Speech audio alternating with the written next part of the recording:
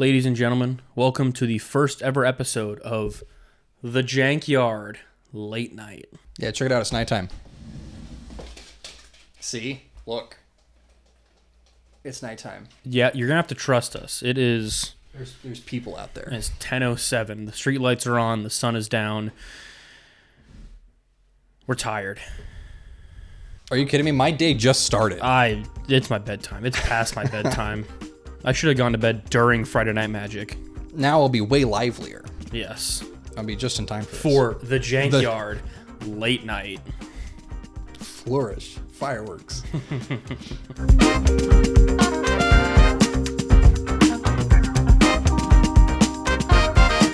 Hey everybody, welcome back to the JANK Yard Late Night. I'm one of your co-hosts, Isaac. I'm Logan. So I'm just like a solo co-host then? Yeah. All right, that's fine. I don't know. I'm kind of here. That's fine. Me and Logan recently just got back from Friday Night Magic, and we had a pretty good time. Our local shop does Pioneer Friday Night Magics, so... That's why we talk about Pioneer all the time. Because we love it. It's the only thing we play. Yeah. This was the first event that we went to post Amalia and Sorin ban. So the heavens have shined down upon us. We've had a great time getting stomped by... decks that we have never seen before. I ran into a Jund food sacrifice list, and the only thing it played green for was Igra, just so I could have an infinite combo. Yep. I hated that list. I ran into a mono white, like, tokens control list. Yep. I think it was weird. But overall, we really do like the new meta that it is now. It's definitely taken a little bit of a power down. And we wanted to go over the reason that those cards were banned, but also...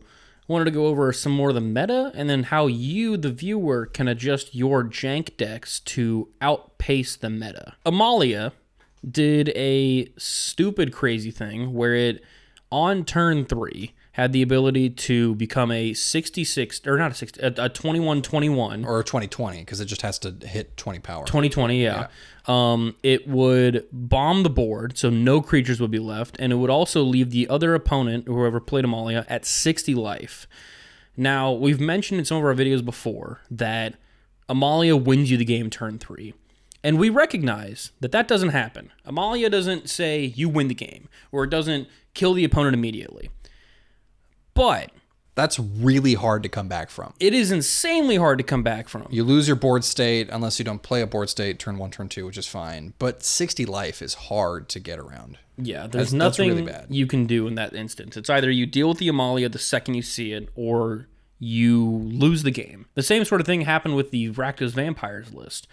You drop Sorin turn 3, use his ability, and get Vein Ripper on the battlefield. Now again, this didn't lose you the game, but... a 6/5 flyer with ward sacrifice a creature is a hard thing to come back from. Yeah. Not as hard as Amalia, but the shell it was in as well really supported it. It had a ton of removal. It has Fable of the Mirror Breaker. It's got everything it needs going for it. So it's clear that Wizards of the Coast, as well as, judges and whoever, care about slowing down Pioneer, and specifically they take a look at turn 3. Now, there are a lot of other meta decks that utilize turn 3 pretty well. I kind of want to start with Is It Phoenix? That's like the most widely played. That is the most played Pioneer deck in the format, for sure. Yes, it is insane. By turn 3, they can usually get a Phoenix back from the yard. They usually have a Ledger Shredder with a counter on it. Starting turn 3, you can get Phoenix back, Yeah. because you need to cast 3 instants and sorceries, and they're all going to be 1 mana. Mm-hmm. So starting turn 3, Phoenixes can start to come back. But also on turn 2, they've played Ledger Shredder, which means turn 3, you have a Connive trigger. Maybe your opponent on their turn 3 gave you a Connive trigger. Who knows? And then, you can start bringing the Phoenixes back. Mm-hmm. So the value for Phoenix hits turn 3. It does. That's usually where they are starting to really get the engine going. They're doing their thing. Another one that I see frequently is Azorius Control.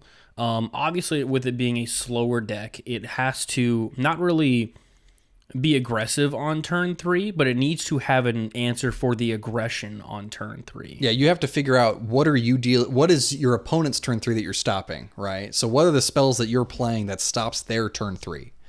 The big one is No More Lies. I think that's any tempo counter is usually really good, but No More Lies is the best one. If you have a No More Lies in the set, most control decks right now will play a play set of No More Lies. And that'll be if you're on the draw. You technically have 2 mana. It's their turn 3. What are you doing? Yeah. If you have your turn 3, you can probably play a temporary lockdown. Yeah. Remove a lot of their small stuff. You've also got Narset is good card value turn 3. I also really like March of Otherworldly Light, I think is a good answer to some of the earlier stuff on turn 3. Really, it's how long can I stall you until I can play a Wandering Emperor, and then you just kind of start losing. A deck that I played when it sort of first happened was Boros Heroic, right after it won the Pro Tour, or got second at the Pro Tour. I built that list, I started playing it myself, and that list has the ability to actually win on turn 3. It's a stupid line, but it can happen. However, if the deck doesn't win by turn 3, it wins by turn 4. So by turn 3, you usually have a couple of creatures down. You usually have a couple of buffs going for them. You can usually have some protection hanging around. And this is any aggro deck. So this is Boros Heroic. This is Gruul Prowess. Or just Gruul aggro in general. Mono red. Any mono red player. Your aggro deck is considered good if you have the chance to kill on turn 3, or put your opponent at about, I think, 4 life for me is the golden life total for turn 3. If you can get them to 4 or 3, they're probably just dead. Mono Green Devotion also sort of does the turn 3 setup. It's not a, again, turn 3 kill, but it is a very, very, right on the cusp of doing it. Starting turn 3, they can play Kioras if they haven't ramped on turn 1 or 2. The 2 big 3 drops are Kiora and Outcaster Trailblazer. Yeah. If those 2 drop in, you're really, really set up for that. Trailblazer is plot 3, right? Yeah, plot 3. Yeah, okay. So you could plot on that turn. You could just wait a little bit and then have your combo ready to go. But I haven't seen a mono green list kill super fast. No, not since Karn was banned. Yes, yeah. Which is why it was banned. Turn 3 was too good. No. Yeah, and you've also got your elves, your Elvish Mystics, your Llanowar Elves. Both of those are going to give you a 4-drop on turn 3. Yeah. And your 4-drop is usually pretty decent. Yeah. Now, depending on how lucky the Mono Green Devotion player gets, they could have a really, really good opening hand and could kill you turn 3. There is a line for that.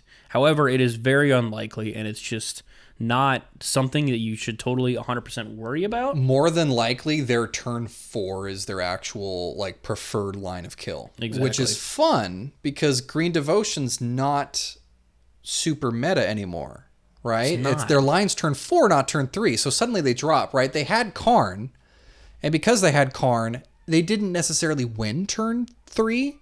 But Karn made it really hard to lose. But that's why it got the ban. It dominated the metagame, and it was because their turn 3 was so powerful. Exactly. A few of these decks, if they get too powerful, it's most of the time, look at the turn 3. Look at the turn 3 and you'll see it get cut. Needless to say, what we're trying to point out is that right now the Pioneer meta revolves around turn 3. So when it comes to decks that me and Isaac make, that you guys make, that you'll see in the meta, the important turn to know about is turn 3. What is your opponent doing turn 3? What are you doing turn 3 to try to combat that? For things you can do on turn 3, it really boils down to one of 3 things. Either you're being oppressive and you're trying to stop your opponent, or you're trying to scare them away turn 3. You are setting up a stupid combo to go off turn 4 and making sure that it is a bulletproof plan that you can get the game done turn 4, or you're holding up responses for the opponent's turn 3. So when you're building your jank decks, whenever you're testing your decks, turn 3. Turn 3 is what you care about. I can tell you right now, I have a few decks in my backpack that suck turn 3. I have a lot of decks that suck turn 3. I have one deck that doesn't. That is my Neoform Velomachus list. It's not my list. It's MTG Goldfish's list. They posted it a while ago when Pioneer was sort of a newer thing. And that deck's gotten a lot of new pieces to it. The newer decks run Atraxa Grand Unifier. Atraxa is the big one now. Yeah, but Neoform Velomachus has potential to win turn 3, and I've done it a few times. Basically, the whole deck is get a bunch of cards in your graveyard so you can delve in either a Tassiger or a Hooting Mandrills. On turn 3, you get that card in there. You then use the last 2 mana to use a Neoform to go search for Velomachus. Velomachus comes in with a 1/1 counter. He swings. I can then grab 6 mana instants or sorceries from the top of my library. And usually in the top 7, one of them is an extra turn spell. And so I just keep swinging, keep getting extra turns, keep swinging, keep getting extra turns, and eventually kill the opponent. My deck is Gruul Sneak Attack with Ilharg. It's like my favorite deck ever to bring to Pioneer. I love it. And it can also win on turn 3 through Generator Servant. So turn 1 is usually an Oath of Nissa or an Adventurous Impulse just to get a remaining piece that I need. Turn 2 is Generator Servant. Turn 3, it is Ilharg with haste, bringing in Worldspine Worm for 21. Very simple. Most of the time, I'm probably not going to hit that, but still, turn 4, like even with the Sylvan Caryatid or any other mana rock, a turn 4 Ilharg is still very annoying for people to deal with. This isn't even something that we've looked into and cared about so much. It's just with the recent ban and restricted and with what we've seen on the tables, turn 3 is the pinnacle point. And it's not even that our decks were shooting for turn 3. It was just they can win early. We've had success at Friday Night Magic with decks that have had turn 3 lines.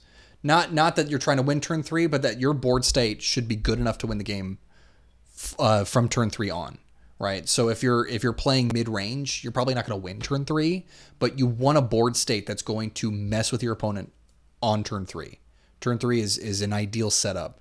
Maybe turn 3 is you're holding a kill spell. Like maybe turn 3 you're just trying to mess with the opponent just long enough for you to establish your board state. I should note something as well. Both of the decks that we have said are not good at all. No, they're not. They suck. I just went 0-4. No. You went 1-3. Sorry, 1-3 with a bye. You got the bye. We'll drop both of these decks that we just talked about in the description of the video in case you want to check them out. But to sort of wrap everything up, if you at home are building a jank deck, whatever it is, whether it be, gosh, I don't know, what's weird? Green-black counters. Green-black counters. Or Abzan Flicker. Or Mono-red Mirror March. Or what else have we talked about? Yeah, if you want to build a jank deck around any of the things on our channel, you are looking for turn 3. That is your goal. Can you get a Siege Rhino out a turn early? That's turn 3. That's pretty good. Ladies and gentlemen, thank you again for joining us with Jankyard Late Night. We hope you enjoyed the episode. Subscribe.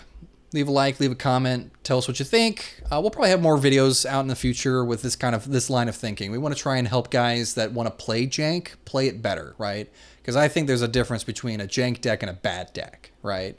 So we do want to try and help you guys play the deck that you want to play and not just what the format's forcing you to play.